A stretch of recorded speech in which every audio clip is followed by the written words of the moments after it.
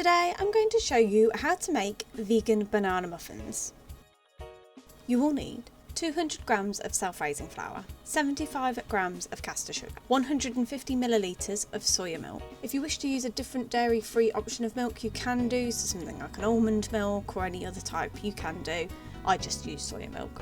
70 millilitres of a neutral oil, so I have used vegetable oil, but you can use something like a sunflower oil if you want. 1 banana, and as an additional, a tablespoon of mixed spice.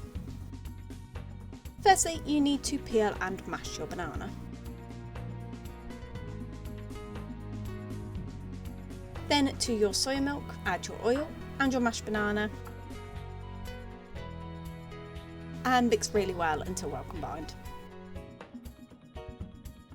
Then in a separate bowl to your self-raising flour, add your caster sugar, and if using your mixed spice, mix until really well combined.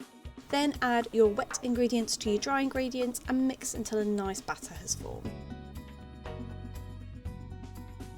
Then to a pre-lined muffin tray, simply spoon your mixture into your muffin cases